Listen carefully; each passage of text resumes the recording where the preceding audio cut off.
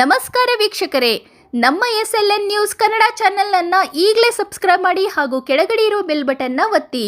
ಇದರಿಂದ ನಾವು ಅಪ್ಲೋಡ್ ಮಾಡುವ ವಿಡಿಯೋವನ್ನು ಎಲ್ಲರಿಗಿಂತ ಮುಂಚೆ ನೀವು ನೋಡಬಹುದು. ಇದನ್ನು ಲೈಕ್ ಮಾಡಿ, ಶೇರ್ ಮಾಡಿ ಹಾಗೂ ನಿಮ್ಮ ಅನಿಸಿಕೆ ಅಭಿಪ್ರಾಯಗಳನ್ನು ಕಮೆಂಟ್ ಮೂಲಕ ನಮಗೆ ತಿಳಿಸಿ. ನಮ್ಮ ಚಾನೆಲ್ನಲ್ಲಿ ಸುದ್ದಿ ಮತ್ತು ಜಾಹೀರಾತುಗಳನ್ನು ನೀಡಲು ದೂರವಾಣಿ ಸಂಖ್ಯೆ 9945874894.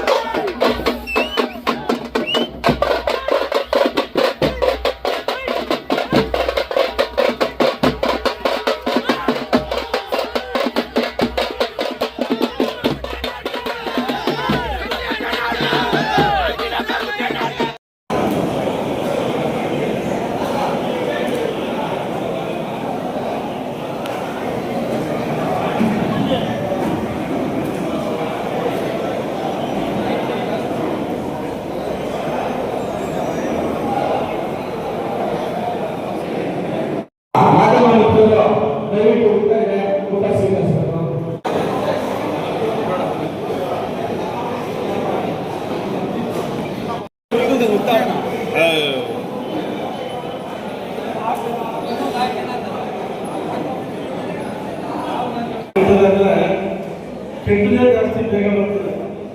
ನಿಜಾಂಶ ಏನು ಅಂತ ತಿಳ್ಕೋಬೇಕಾದ್ರೆ ದಯವಿಟ್ಟು ನಾವು ಸ್ವಲ್ಪ ಕಾಳಜಿಯಿಂದ ನೋಡಬೇಕಾಗತ್ತೆ. 1990ರಲ್ಲಿ ಈ ದೇಶದ ಚೀಫ್ ಎಲೆಕ್ಷನ್ ಕಮಿಷನ್ ಆದವರು ಜಯಂತ್ ಶೇಷನ್ ಅವರು ಅವ್ರ ಇಂಟರ್ವ್ಯೂ ಈಗ ಬರ್ತಾ ಇದೆ ಸೋಷಿಯಲ್ ಮೀಡಿಯಾದಲ್ಲಿ ಏನೇನಿದ್ರು ಅಂತ ಒಂದೇ ಮಾತನ್ನ ಸ್ಪಷ್ಟವಾಗಿ ಹೇಳಿದ್ರು, ನಾನು ಚೀಫ್ ಎಲೆಕ್ಷನ್ ಕಮಿಷನ್ ಅವರು ಈ ದೇಶಕ್ಕೆ ಒಂದು ಯಾವುದೇ ಸರ್ಕಾರಕ್ಕಲ್ಲ ಅಂತ. ಅದು ಸರ್ಕಾರಕ್ಕೆ ಬರುವಂಥ ಒಂದು ಸಂಸ್ಥೆ ಅಲ್ಲ. ಇವತ್ತು ನಮ್ಗೆ ಏನಾಗಿದೆ ಅಂದರೆ ಸರ್ಕಾರದಲ್ಲಿ ಎಲ್ಲವನ್ನ ಹಿಡಿತಲಿಟ್ಟುವಂಥ ಕೆಲಸ ಆಗ್ತಾ ಇದೆ.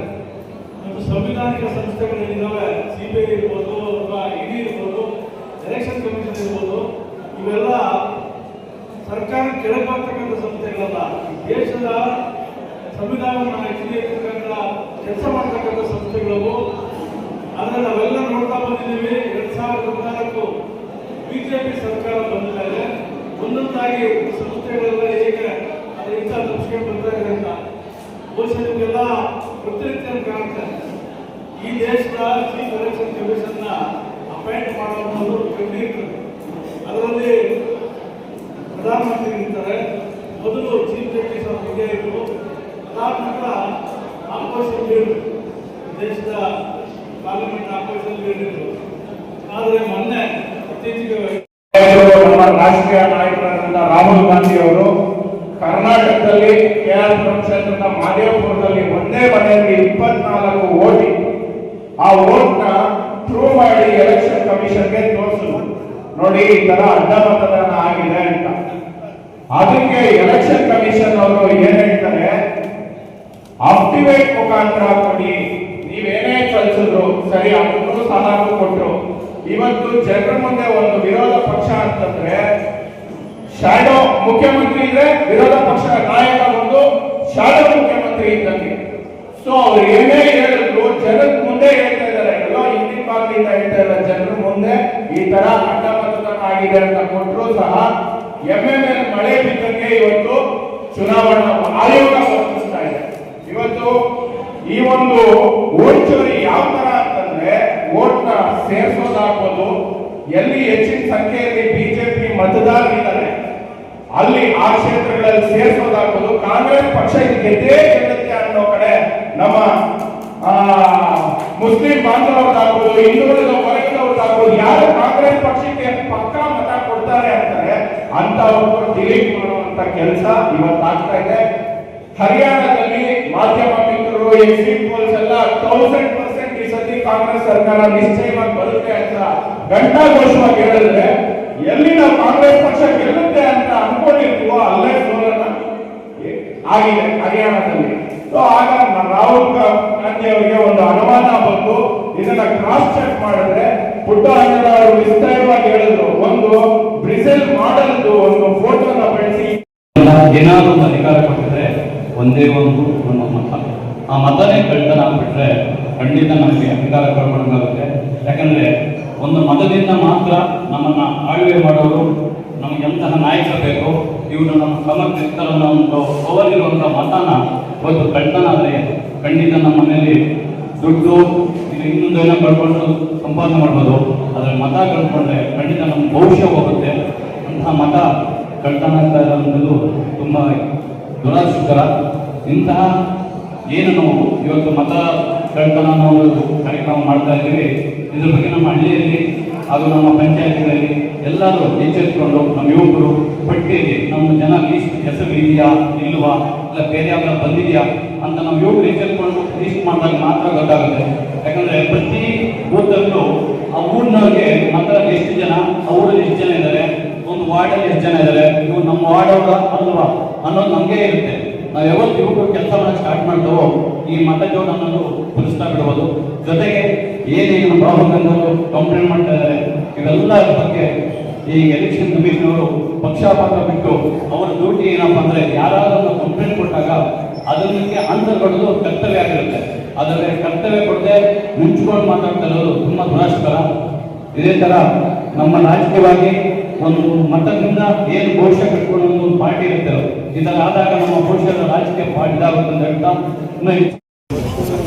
ಈಗ ದೇಶದಲ್ಲಿ ಬಹಳಷ್ಟು ವಿಚಾರಗಳನ್ನ ಖಂಡಿಸಂಥದ್ದು, ವಿಶೇಷವಾಗಿ ಮತಗಳ್ಳತನ ಆಗಿದೆ ಅಂತೇಳಿ ಮತಗಳ ಬಗ್ಗೆ ಸಾಕಷ್ಟು ಒಂದು ಆರೋಪಗಳನ್ನು ಮಾಡೋಂಥದ್ದು, ಮತ್ತು ಅಲ್ಲಿನ ಸಮಸ್ಯೆಗಳನ್ನೆಲ್ಲ ಸಹ ಪ್ರತಿ ರಾಜ್ಯದಲ್ಲೂ ಸಹ ಒಂದು ಈ ಚುನಾವಣಾ ಆಯೋಗದಿಂದ ಏನು ಚುನಾವಣೆಗಳಲ್ಲಿ ಪ್ರಭಾವ ಬೀರಿ ನಮಗೆ ಕಾಂಗ್ರೆಸ್ ಪಕ್ಷದ ಬೆಳವಣಿಗೆಗೆ ಮತ್ತು ವಿಜಯಕ್ಕೆ ಹಿನ್ನಡೆ ಆಗಿದೆ. ಅದಕ್ಕೆ ಮತಗಳ್ಳತನ ಕಾರಣ ಅಂತೇಳಿ ಮಾನ್ಯ ರಾಹುಲ್ ಗಾಂಧಿ ಅವರು ಚುನಾವಣಾ ಆಯೋಗದ ವಿರುದ್ಧ ಒಂದು ದೊಡ್ಡ ಮಟ್ಟದ ಆರೋಪನ ಮಾಡ್ತಾ ಇರೋಂಥದ್ದು. ಮತ್ತು ಚುನಾವಣಾ ಆಯೋಗನೂ ಸಹ ಎಲ್ಲೋ ಒಂದು ಕಡೆ ಬಿಜೆಪಿಗೆ ಒಂದು ರೀತಿ ಸಹಕಾರ ಕೊಟ್ಕೊಂಡು ಅವರ ಗೆಲುವಿಗೆ ಸಹಕರಿಸ್ತಾ ಇದ್ದಾರೆ ಅಂತೇಳಿ ಮೇಲ್ನೋಟಕ್ಕೆ ಕಾಣ್ತಾ ಇರೋದ್ರ ವಿರುದ್ಧವಾಗಿ ನಮ್ಮೆಲ್ಲರ ಒಂದು ಚುನಾವಣಾ ಆಯೋಗದ ವಿರುದ್ಧ ಹೋರಾಟ. ಅದರ ಜೊತೆಗೆ ಬಿಜೆಪಿ ಈ ಥರ ಅಡ್ಡದಾರಿ ಹಿಡಿದು ಮತಗಳು ಮಾಡಿ ಅಡ್ಡದಾರಿಯಲ್ಲಿ ತನ್ನ ಅಧಿಕಾರನ ಪಡ್ಕೊಂಡು ಈ ರಾಜ್ಯದ ಸಂವಿಧಾನಕ್ಕೆ ಚ್ಯುತಿ ಬರುವಂಥ ನಿಟ್ಟಿನಲ್ಲಿ ನಡ್ಕೊಳ್ತಾ ಇದೆ. ಇಂಥ ವಿಚಾರಗಳ ವಿರುದ್ಧ ನಮ್ಮ ಪ್ರತಿಭಟನೆ ಮತ್ತು ಅವರಿಗೆ ಧಿಕ್ಕಾರ ನಿಟ್ಟಿನಲ್ಲಿ ನಾವು ಇವತ್ತು ಏನು ಚುನಾವಣಾ ಆಯೋಗಕ್ಕೆ ಮತಗಳ್ಳತನ ಆಗಿದೆ ಅಂತೇಳಿ ನಮ್ಮ ಶಿಡ್ಲಘಟ್ಟ ತಾಲೂಕಿನಾದ್ಯಂತ ಸುಮಾರು 25,000ಕ್ಕೂ ಹೆಚ್ಚು 50,000 ಸಹಿ ಸಂಗ್ರಹಣಾ ಕಾರ್ಯಕ್ರಮನ ನಾವು ಹಮ್ಮಿಕೊಂಡಿದ್ದೀವಿ. ಅದನ್ನು ಸಹಿ ಸಂಗ್ರಹಣೆ ಮಾಡಿ ನಮ್ಮ KPCCಯಿಂದ ಮಾನ್ಯ ರಾಹುಲ್ ಗಾಂಧಿ ಅವರ ನೇತೃತ್ವದಲ್ಲಿ ಚುನಾವಣಾ ಆಯೋಗಕ್ಕೆ ಸಬ್ಮಿಟ್ ಮಾಡೋಂಥ ಕೆಲಸನೂ ಸಹ ಆಗ್ತಾ ಇದೆ. ಇವೆಲ್ಲನೂ ಸಹ ಮತಗಳ್ಳತನ ಆಗಿರೋದು, ಜನಗಳಲ್ಲಿ ಅರಿವು ಮೂಡಿಸುವಂಥದ್ದು ಮತ್ತು ಕಾಂಗ್ರೆಸ್ ಪಕ್ಷ ಒಗ್ಗೂಡಿ ಎಲ್ಲ ಕಾರ್ಯಕರ್ತರ ಸಮೇತ ಮುಖಂಡರ ಸಮೇತರಾಗಿ ಇದರ ವಿರುದ್ಧ ನಾವು ಹೋರಾಟ ಮಾಡೋಂಥ ಇದ್ದು ಇವತ್ತು ನಮ್ಮ ತಾಲೂಕಿನಲ್ಲಿ ಚಾಲನೆ ಕೊಡ್ತಾ ಇದ್ದೀವಿ. ಅದರ ಭಾಗವಾಗಿ ಇವತ್ತು ಒಂದು ಪ್ರೊಟೆಸ್ಟು, ಅದರ ಜೊತೆಗೆ ಸಹಿ ಅಭಿಯಾನ ಸಹ ನಾವು ಇವತ್ತು ಶಿಡ್ಲಘಟ್ಟದ ಪ್ರಮುಖ ಬೀದಿಗಳಲ್ಲಿ ಇವತ್ತು 3 ಸ್ಥಳಗಳಲ್ಲಿ ಕೋಟೆ ಸರ್ಕಲ್ ಇರ್ಬೋದು, ಕಾಂಗ್ರೆಸ್ ಆಫೀಸ್ ಇರ್ಬೋದು ಮತ್ತು ಬಸ್ ಸ್ಟ್ಯಾಂಡ್ನಲ್ಲಿ ಸಹಿ ಅಭಿಯಾನ ಸಹಿ ಸಂಗ್ರಹಣೆ ಮಾಡೋಂಥದ್ದು, ಅದ್ರ ಜೊತೆಗೆ ಕಾಂಗ್ರೆಸ್ ಕಚೇರಿಗಳು ಸಹ ಇವತ್ತು ಇದರ ಬಗ್ಗೆ ಚರ್ಚೆ ಮಾಡೋಂಥದ್ದು ಆಗ್ತಾ ಇದೆ. ಆ ನಿಟ್ಟಿನಲ್ಲಿ ಎಲ್ಲ ನಮ್ಮ ಮುಖಂಡರು ಇವತ್ತು ಭಾಗವಹಿಸಿ ಈ ಒಂದು ಹೋರಾಟದಲ್ಲಿ ಪಾಲ್ಗೊಳ್ತಾ ಇರೋಂಥದ್ದು. ಹಾಗಾಗಿ ಅವರೆಲ್ಲರಿಗೂ ಸಹ ನಾನು ಅಭಿನಂದನೆ ಸಲ್ಲಿಸ್ತೀನಿ.